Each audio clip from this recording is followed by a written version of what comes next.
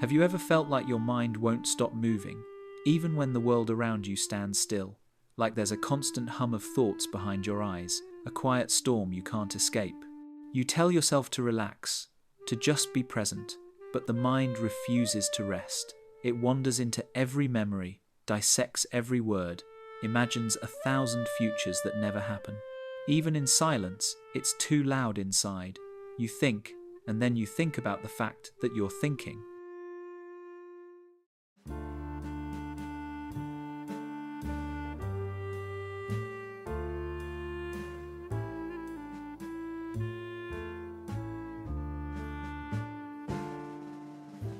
You watch others laugh easily, live easily, love easily, and you wonder what it must feel like to exist without constantly analyzing every heartbeat. For you, nothing is ever simple. Every smile hides a question. Every goodbye becomes a thesis. You feel too much, think too much, care too much, and it's both your superpower and your curse. You weren't always this way. There was a time when you felt without needing to understand, but somewhere along the way, the mind became your shield, a fortress built from logic and memory to protect you from pain. Psychology calls it hypervigilance, the brain's way of staying alert to danger long after the danger has passed. Perhaps you learned early that safety isn't guaranteed, so you began scanning the world for meaning, predicting the next storm before it arrived. But this kind of awareness comes at a cost. The more you think, the less you feel connected to life itself. Every emotion gets filtered, every experience examined under the microscope of reason. You become both the actor and the audience, unable to surrender to the moment because you're too busy interpreting it. In neuroscience, they call it analysis paralysis, the freezing effect that happens when the mind spirals into infinite possibilities, unable to choose just one. You begin to notice patterns in people's behavior, in your own reactions, in the cycles of love and loneliness. You see truths others overlook, the fragile seams holding relationships together, the unspoken fears behind a friend's laughter. And yet, the more you see, the harder it becomes to belong. You crave understanding, but it isolates you. You crave connection, but you overthink it until it slips away. There's a line between awareness and obsession, between curiosity and self-torment, and deep thinkers often walk it alone. You live in a world that rewards quick answers, yet your mind hungers for questions that have none. So you keep searching through thoughts, through dreams, through sleepless nights, not because you want to suffer, but because you cannot live without knowing why. But no one is born this way. The roots of deep thinking often begin in silence. It always begins quietly. A small child in a dimly lit room, sitting cross-legged on the floor, drawing, while voices rise behind a closed door. They don't understand the words, but they feel the tension. They study the air, the pauses, the trembling tones between sentences. Before they can even name emotion, they can read it. And so they learn early not to cry, not to shout, not to need too much, but to observe. You might remember that feeling standing in a home where love was unpredictable, where affection came and went like weather. Maybe your parents weren't cruel. Maybe they were just distant, distracted, or too consumed by their own pain to notice yours. So you noticed everything. You became the quiet one, the one who watched, understood, and adapted. The one who could sense an argument before it began. Psychologists call this hypervigilance, the survival strategy of a child who learns that awareness means safety. The brain, still soft and forming, stretches itself to predict moods, tone shifts, the faintest cues of danger. It's the birth of overthinking, not as intellect, but as instinct. The mind becomes a radar, scanning constantly for the tremor that comes before the storm. You tell yourself you're just curious. You tell yourself you're strong. But deep down, it's fear disguised as understanding a need to feel in control in a world that often wasn't. You learn to find patterns in people, to decode faces, to soothe others before soothing yourself. You become the peacemaker, the little philosopher trying to solve chaos with empathy. Attachment theory explains this with painful precision. When secure love is absent, the child's brain fills the gaps with meaning. You analyze your parents' silences, their moods, their sighs, because your nervous system is trying to survive emotional uncertainty. You begin to live in your head more than your body. Feelings become puzzles. Emotions become data. And soon, thought becomes your only refuge. But that kind of depth comes with loneliness. While other children played freely, you were already building theories about why people hurt each other, why they leave, why they lie. You felt older than your age, too aware, too awake. You carried emotions larger than your body could hold, and so you tucked them away behind quiet eyes. The world mistook your silence for peace, but inside, your mind never stopped whispering questions. That child, the one who noticed everything, learned to survive through thought. But survival is not the same as living. Reflection became protection, awareness became armor. And even as years passed, that same mind never stopped watching, predicting, analyzing. That child grows up, and the ability that once protected them becomes the very thing that isolates them. At some point, the child who once watched in silence becomes an adult who cannot stop analyzing everything. You wear your intellect like a second skin, polished, composed, and impenetrable. People admire how deeply you understand things. They come to you for advice, for interpretation, for meaning. You're the one who can explain the unexplainable, who can find the lesson in the heartbreak, who can turn chaos into language. But beneath that clarity lies exhaustion, the fatigue of always being the one who knows. You've learned to survive through thinking. It became your armor long before you realized it. Every observation sharpens your mind, but dulls your ability to feel. When someone hurts you, you don't rage, you analyze. You trace their behavior back to childhood trauma, to fear, to insecurity. You tell yourself you understand, and therefore you shouldn't feel pain. But deep down, you do. You just don't let yourself admit it. It's strange, isn't it? The way emotional intelligence can become a shield. The way empathy, once your strength, begins to separate you from others. You read people so well that you start predicting their rejection before it happens. You prepare for heartbreak before love can even begin. It's not cynicism, it's self-defense, disguised as wisdom. The mask of insight protects you, but it also keeps you at a distance from the world you long to touch. Psychologists call this cognitive avoidance, the mind's way of staying safe by staying busy. By analyzing, you avoid vulnerability. You avoid the chaos of simply feeling. Neuroscience shows that overthinkers often have heightened activity in the prefrontal cortex, the brain's reasoning center, and reduced emotional regulation in the limbic system. In simple terms, you think to survive, but in doing so, you forget how to live. You tell yourself that knowledge will bring peace. But peace never arrives, because understanding is not the same as acceptance. You can decode the mechanics of love and still feel unloved. You can study the nature of happiness and still not taste it. The labyrinth of thought keeps you safe from others' unpredictability, but it also locks you inside yourself. Sometimes you meet someone who almost breaks through, someone who makes you feel seen instead of studied. But even then, you hesitate. You search their words for subtext, their silences for meaning. You mistake vulnerability for danger because, once upon a time, it was. So you remain the observer, the philosopher, the mind behind the glass, brilliant, articulate, and alone. You can explain everything, except why understanding everything never feels like enough. But even the sharpest minds crave grounding, and science has tried to decode why deep thinkers see the world differently. Your mind is not chaotic, it's just active. Even in silence, it hums with a quiet electricity. Neuroscientists call it the default mode network, the part of the brain responsible for self-reflection, imagination, and meaning-making. For most people, this network quiets down when they're at rest. But for you, it never switches off. It loops, reflects, revisits, replays, not out of choice, but design. You don't just experience moments, you process them, dissect them, and search for what they mean long after they're gone.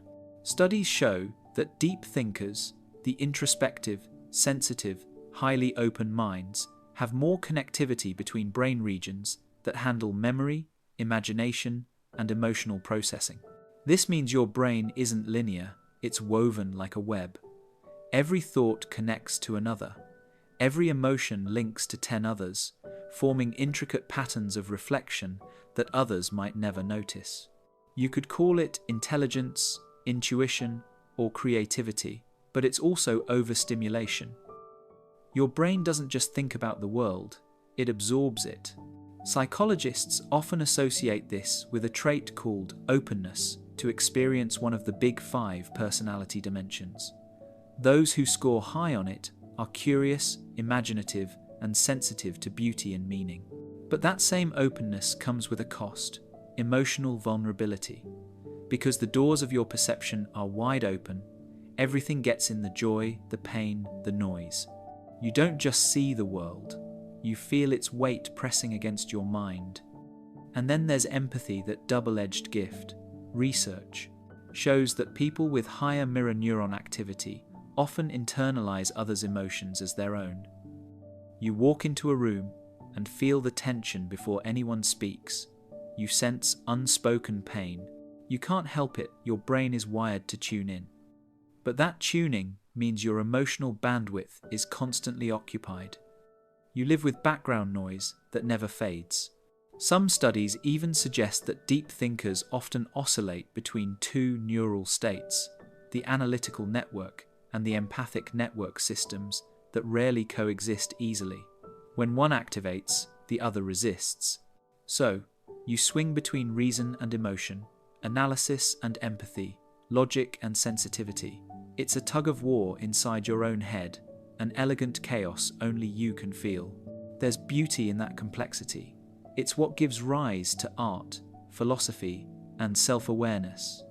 But there's danger too, because when the same circuits that create meaning also magnify pain, you begin to drown in your own depth. You start to mistake thinking for control and rumination for clarity. The brain that never stops can see truth others miss, but it can also trap you in it. But the same depth that gives insight can also turn against itself, creating an invisible darkness only deep thinkers truly know. There's a moment when your mind turns against you.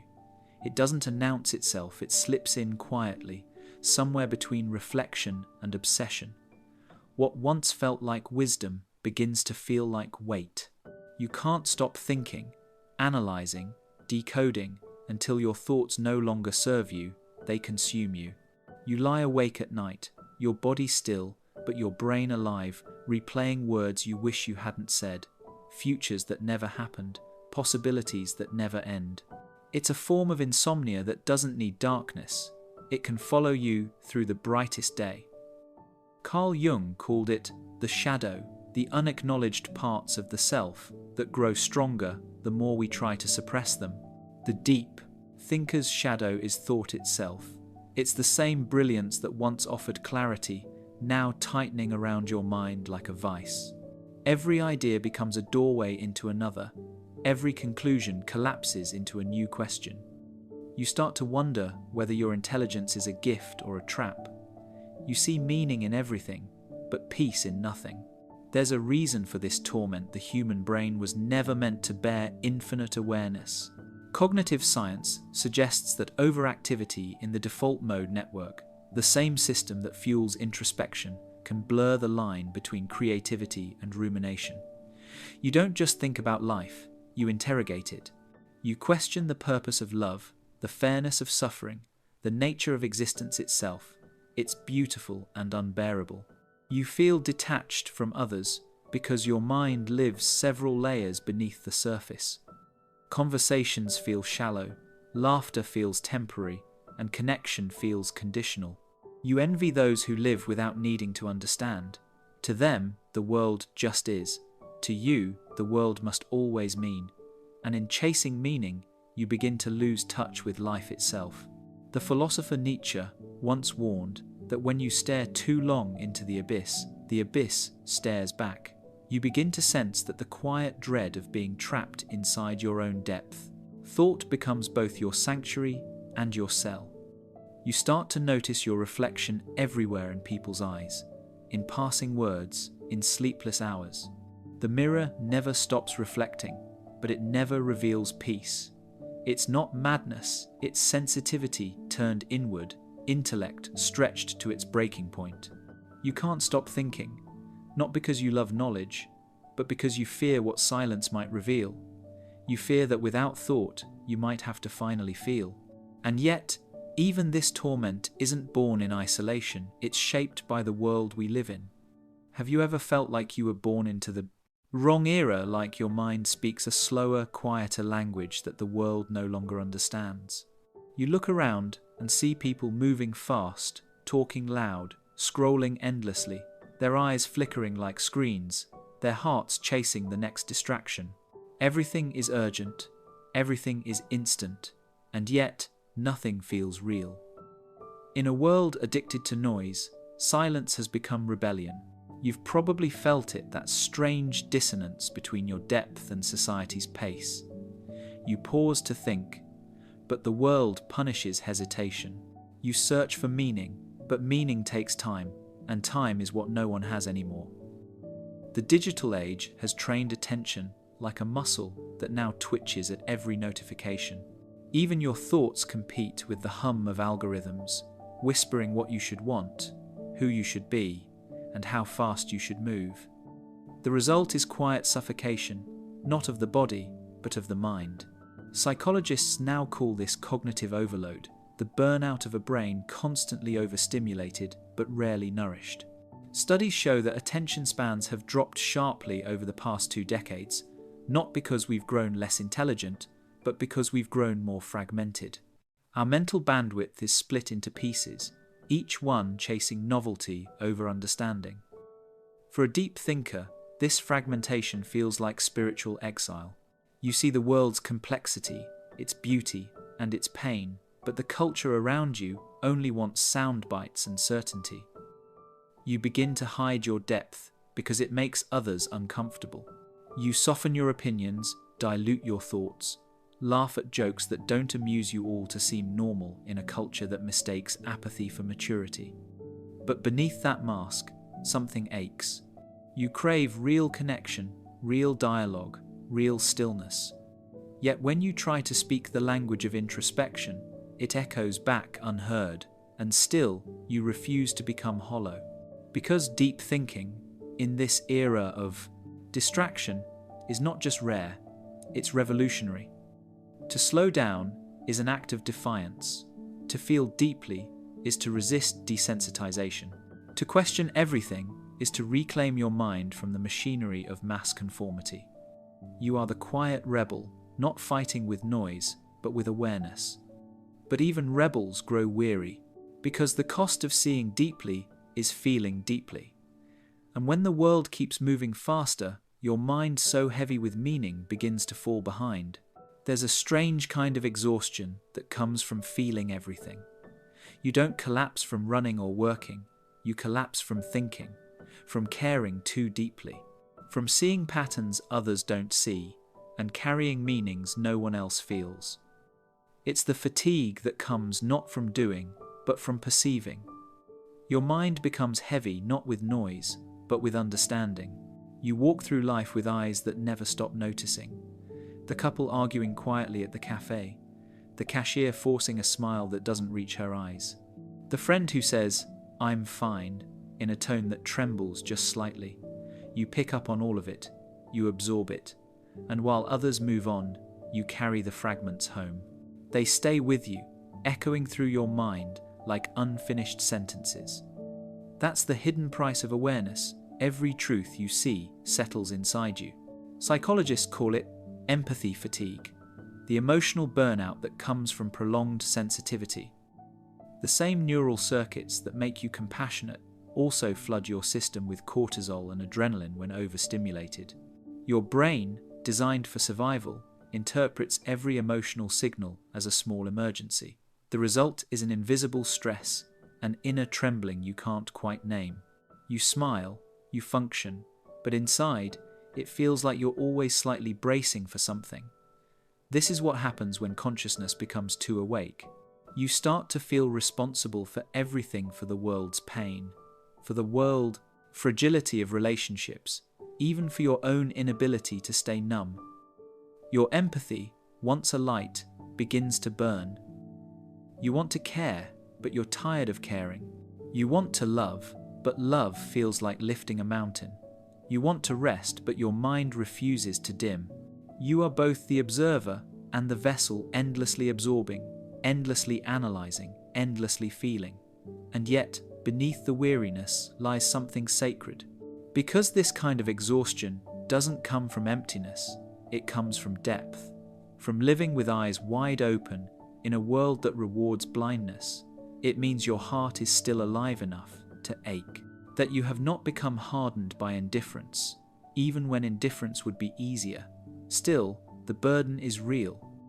The inability to turn off, the mind can blur the line between wisdom and sorrow. You begin to wonder if awareness is worth its cost, if knowing too much about life steals your ability to live it freely. But even as you question it, something inside you resists giving up your depth, because somewhere, quietly, you sense that this weight you carry, this ache of understanding, holds meaning of its own.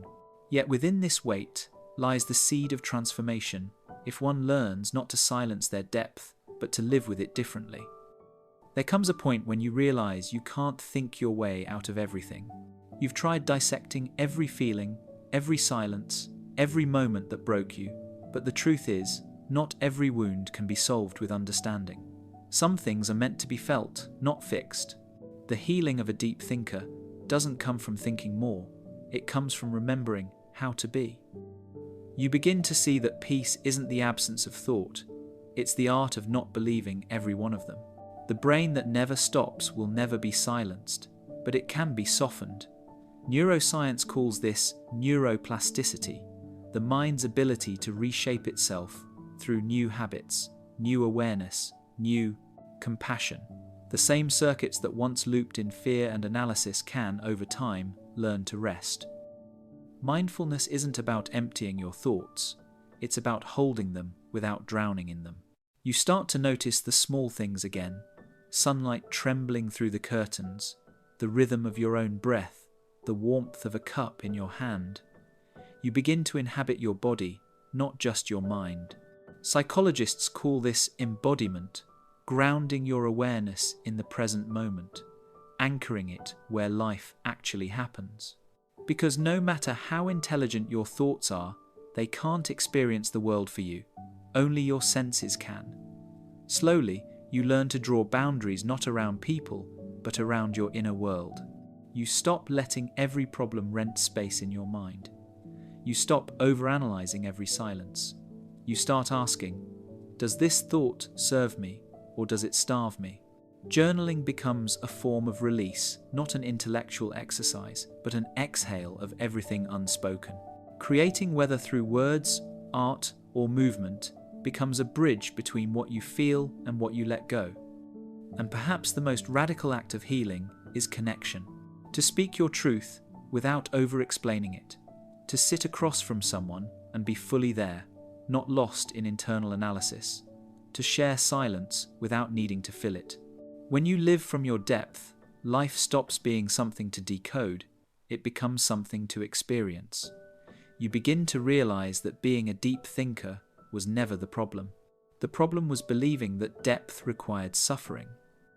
You were never too much, only too awake in a world afraid of its own reflection. And perhaps the greatest wisdom of all is realizing that thinking deeply was never the curse. Forgetting how to feel was. There comes a moment, after all the questions, after the restless nights and relentless analysis, when your mind simply grows tired, not defeated, not broken, just weary of its own noise. You start to notice that all your searching, all your philosophizing, has been a long journey in circles. You have read every map, chased every truth, and yet the peace you longed for never lived in the destination, it was always in the stillness beneath your steps. You begin to realize that your thoughts, as brilliant as they are, have been both compass and cage. They guided you through darkness, but they also kept you trapped inside it. Every answer opened a new question. Every understanding revealed another layer. You've stared into infinity long enough to see that the mind's pursuit of certainty is endless, and that the deepest freedom comes when you stop demanding answers and begin allowing awareness. Neuroscience has shown that the human brain lights up with constant activity, even in rest, a flicker of electrical storms dancing through the default mode network. But beneath those neural waves lies something quieter, something science can't quite measure: consciousness itself, the space in which thought appears and disappears, the still observer behind every question you've ever asked. Philosophers like Alan Watts often said that the goal of thinking is to eventually realize the futility of thought. Jung called it individuation, the moment you integrate both light and shadow and realize there was never anything to fight. It's the paradox of awakening, that the more you understand, the less you need to explain. You start to trade complexity for clarity, noise for nuance, seeking for seeing. There's a certain humility in this stage, a surrender that doesn't feel like loss, but liberation. You no longer need to interpret every silence, decode every emotion, or name every mystery. You begin to sit with life as it is, unedited, unfiltered, enough. You start to feel the world instead of thinking it to death. You breathe, not to calm the mind, but to remember that you are something beyond it. And in that stillness, you discover a truth that feels ancient and new all at once. That true intelligence isn't in endless analysis, but in presence. That wisdom is not in knowing more, but in needing less. The mind is a beautiful servant, but a terrible master. And one day, when all the questions fall silent, you finally hear it, that quiet pulse beneath thought, whispering what you'd been chasing all along. You were never meant to think your way to peace, only to remember you already are it.